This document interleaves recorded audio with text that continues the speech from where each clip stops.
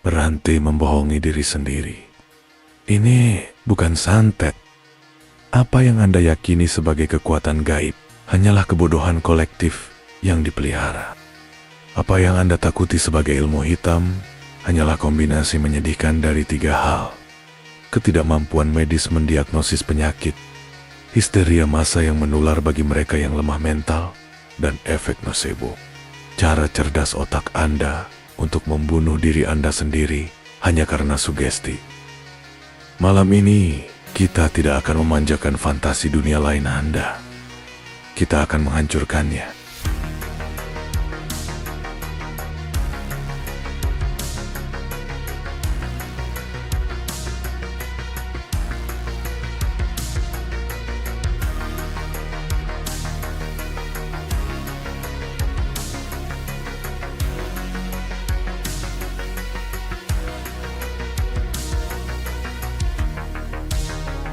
Jarum, paku, dan rongsokan logam yang diklaim teleportasi ke dalam usus.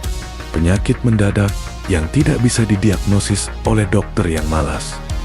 Bisnis bangkrut yang disalahkan pada tetangga, bukan pada ketidakbecusan manajemen. Dalam imajinasi publik yang malas berpikir, santet adalah jalan pintas. Ia adalah kambing hitam supranatural yang sempurna. Narasi ini terus didaur ulang oleh ribuan kesaksian dan konten media sampah dengan slogan pengecut, percaya tidak percaya. Kami tidak peduli Anda percaya atau tidak. Fakta tidak butuh kepercayaan Anda. Tugas kami di sini adalah menyeret misteri ini ke bawah lampu sorot ruang bedah dan menelanjanginya sampai tinggal tulang belulang logikanya. Tesis logika mistika malam ini kejam, tapi benar. Santet adalah fakta sosial, bukan fakta supranatural. Ia hanyalah bahasa primitif untuk menutupi konflik yang sangat duniawi. Dendam pribadi, stres psikologis, dan yang paling sering, keserakahan ekonomi.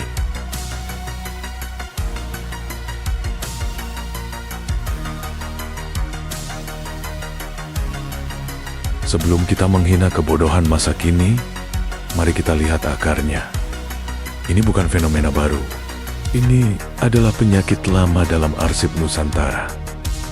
Sejak zaman kolonial, arsip Belanda sudah penuh dengan laporan tentang penduduk yang paranoid.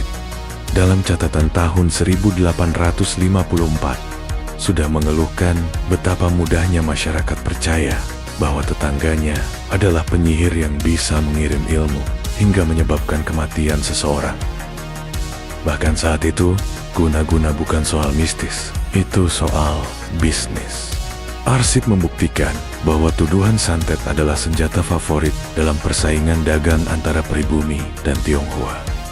Kala bersaing, tuduh lawan pakai santet. Sederhana, efektif, dan licik. Lihat kasus Jampang Kulon ke 1928.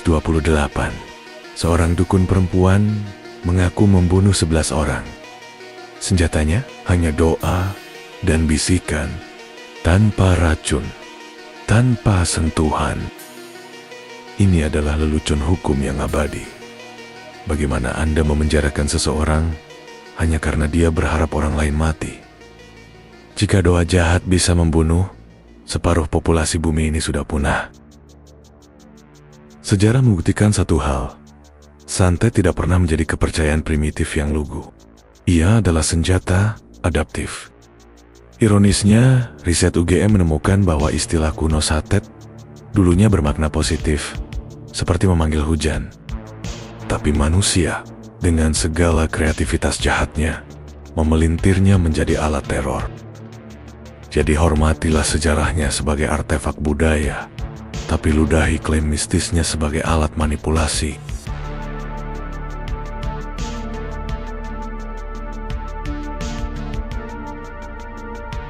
Disinilah klaim-klaim sakti itu terlihat konyol di hadapan sains.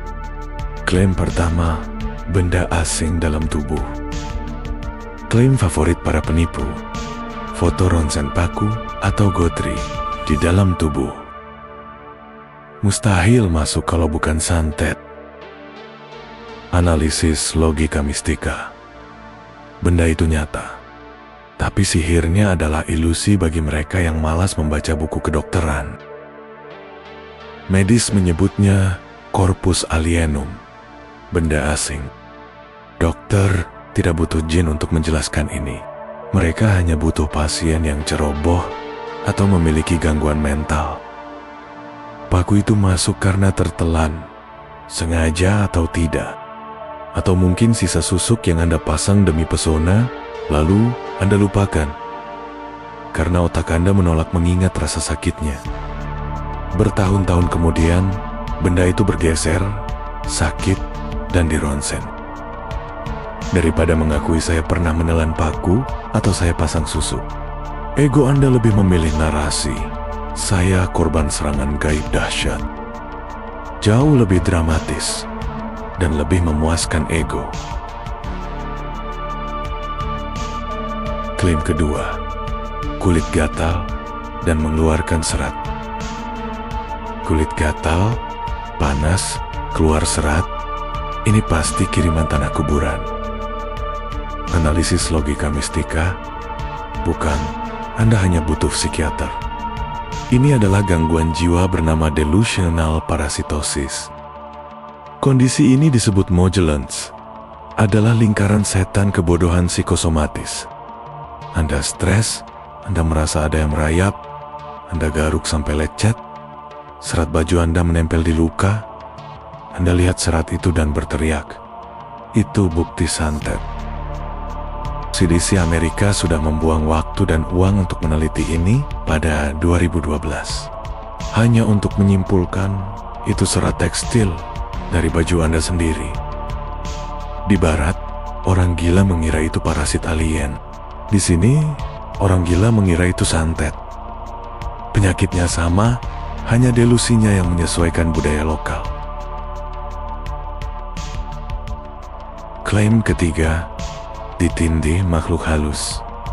Bangun tidur, tidak bisa gerak, dada sesak, melihat bayangan hitam. Ada setan menindih saya. Analisis logika mistika. Tidak ada setan yang tertarik menindih Anda. Itu hanya otak Anda yang lag, lambat loading, namanya sleep paralysis. Otak Anda bangun duluan, tapi tombol gerak tubuh masih dimatikan. Itu adalah atonia REM, bagian normal dari siklus tidur yang berfungsi untuk mencegah seseorang bergerak dan bertindak sesuai mimpi mereka. Contohnya, agar Anda tidak menendang istri Anda saat mimpi bermain futsal. Anda sadar, tapi lumpuh. Panik jelas. Otak yang panik kemudian memproyeksikan halusinasi, hipnopompik. Kondisi ketindihan yang terjadi saat seseorang terbangun dari tidur, tetapi otaknya belum siap mengirim sinyal bangun ke otot, sehingga tubuh tidak dapat digerakkan. Bayangan hitam itu bukan hantu, itu screensaver otak Anda yang sedang error. Berhenti menyalahkan jin atas gangguan tidur Anda.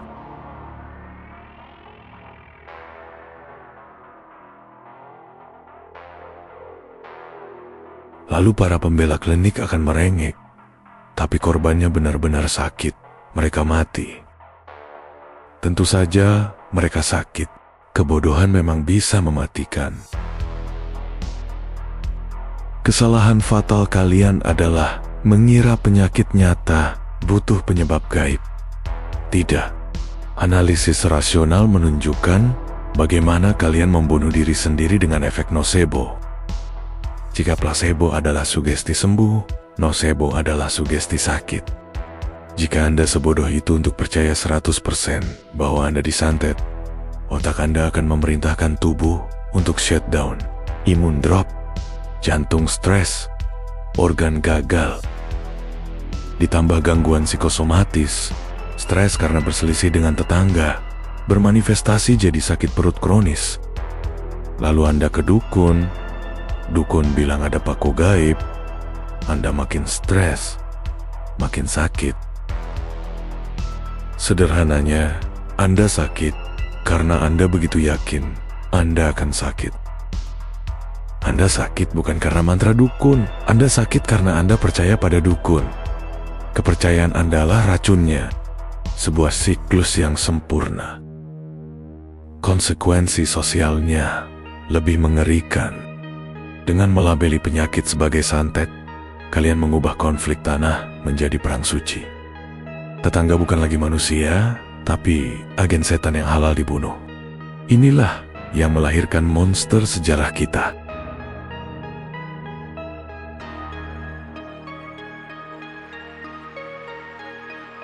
Tragedi pembantaian Dukun Santet Banyuwangi 1998 adalah studi kasus paling krusial dalam analisis santet. Ini adalah titik di mana ilusi menumpahkan darah di dunia nyata. Narasi populer yang disebarkan media saat itu adalah sebuah fiksi konspirasi politik yang nyaman. Rumor berbicara tentang pasukan ninja misterius berpenampilan hitam-hitam yang diduga dilatih oleh militer, yang sering dikaitkan dengan faksi politik tertentu. Target yang dikabarkan adalah para kiai dan ulama, dengan tujuan menciptakan kekacauan dan mengadu domba faksi muslim. Itu adalah ilusi. Analisis akademis membongkar narasi ini. Penelitian antropologis mendalam oleh Nicholas Harriman secara drastis membantah teori konspirasi pusat. Temuannya jauh lebih kelam. Ini adalah fenomena lokal yang meledak karena kondisi yang tepat. Harriman menemukan bukti bahwa pembunuhan terhadap individu yang dituduh sebagai dukun santet, bukan kiai, telah terjadi secara sporadis di Banyuwangi, setidaknya 50 tahun sebelum 1998. Lalu, mengapa meledak di tahun 1998? Jawabannya bukan karena intervensi negara, tapi justru karena penarikan diri negara. Ini adalah katalisnya. Selama kekacauan politik reformasi 1998, ketika itu aparat negara, polisi, dan tentara menjadi ragu-ragu untuk bertindak tegas. Mereka lumpuh oleh ketakutan dituduh melanggar hak asasi manusia. Vakum kekuasaan ini dilihat oleh penduduk lokal sebagai lampu hijau, sebuah izin tidak resmi. Mereka akhirnya bisa mengeksekusi hukum mereka sendiri terhadap para dukun yang sudah lama mereka benci dan mereka takuti, tanpa takut akan pembalasan dari aparat.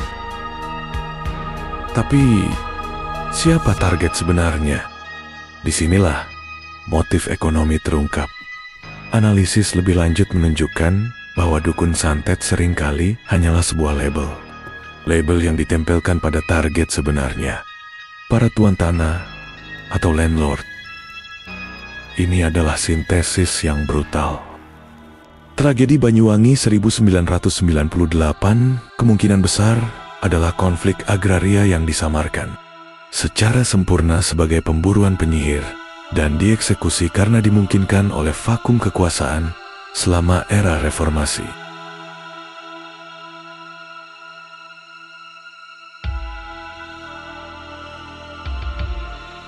Pertanyaannya, mengapa ilusi ini begitu kuat? Mengapa penjelasan mistis lebih sering dipilih daripada penjelasan rasional? Bahkan ketika bukti rasional tersedia. Jawabannya ada dua. Satu kognitif, yang lainnya sosiologis. Secara kognitif, otak kita rentan terhadap bias konfirmasi. Ini adalah tendensi bawaan manusia untuk mencari, menafsirkan, dan mengingat informasi yang mendukung keyakinan yang sudah ada sambil mengabaikan bukti yang bertentangan. Bias konfirmasi adalah lem yang menghubungkan peristiwa-peristiwa acak menjadi satu narasi yang koheren. Misalnya, Anda konflik dengan tetangga. Fakta A. Malam itu, Anda mengalami sleep paralysis. Fakta B. Besoknya Anda stres dan gatal-gatal. Fakta C. Secara rasional, A, B, dan C adalah peristiwa independen. Tapi bias konfirmasi akan mencari pola dan menyimpulkan, saya disantet oleh tetangga saya. Tapi alasan yang lebih dalam bersifat sosiologis. Santet bertahan karena ia menawarkan sesuatu yang tidak bisa diberikan oleh sains modern. Ia menjawab pertanyaan siapa dan mengapa. Dalam studi antropologi medis, pasien sering beroperasi dalam sistem etiologi ganda. Mereka pergi ke dokter untuk menjawab pertanyaan, apa? Misal, obati infeksi bakteri di paru-paru saya. Tetapi mereka secara bersamaan pergi ke dukun untuk menjawab siapa dan mengapa. Misal, cari tahu siapa yang mengirim infeksi ini dan mengapa dia membenci saya. Layanan kesehatan modern seringkali gagal karena ketidakmampuan epistemologis ini. Ia dilihat sebagai sistem yang tidak lengkap karena hanya mengobati tubuh, tetapi mengabaikan akar masalah sosial dan emosional yang bagi pasien adalah penyebab sebenarnya. Dan inilah ironi terbesarnya. Santet bukanlah kepercayaan pramodern yang sedang sekarat. Ia adalah alat modern yang relevan. Antropolog menggunakan istilah ekonomi gaib atau occult economies untuk menjelaskan bagaimana praktik magis diintegrasikan ke dalam kehidupan kapitalis modern.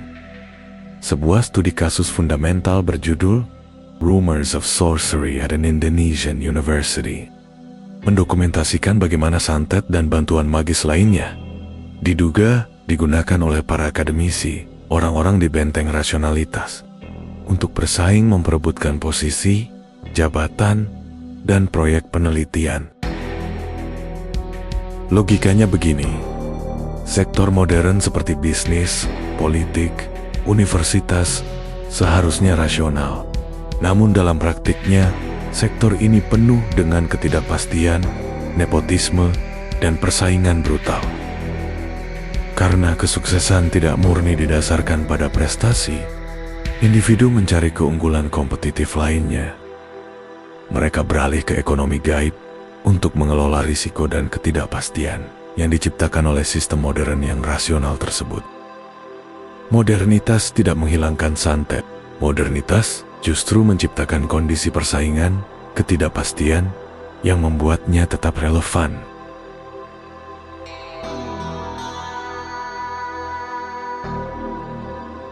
Jadi, apa itu santet?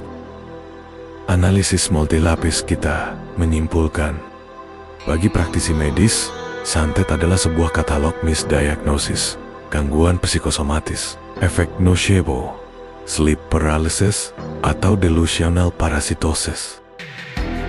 Bagi psikolog, ia adalah mekanisme kognitif, bias konfirmasi dan katup sosial histeria massa.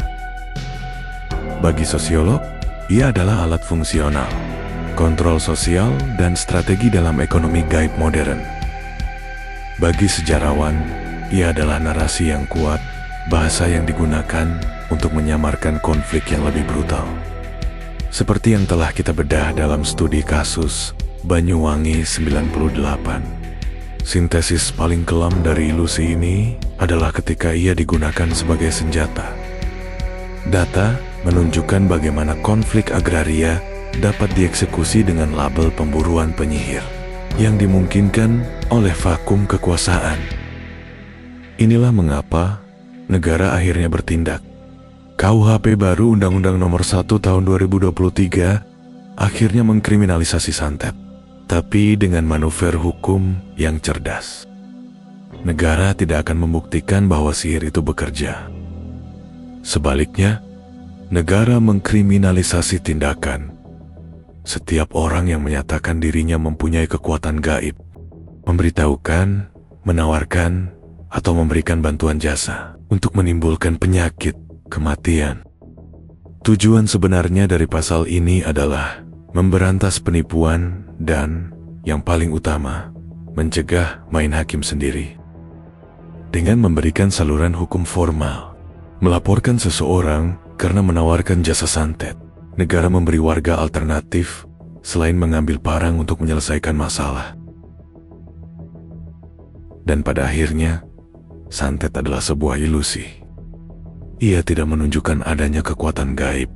Ia merefleksikan penyakit fisik yang tidak terdiagnosis, ketakutan psikologis yang nyata, dan konflik sosial ekonomi yang brutal. Tugas nalar adalah membedah ilusi ini, agar kita bisa fokus mengobati penyakit yang sesungguhnya.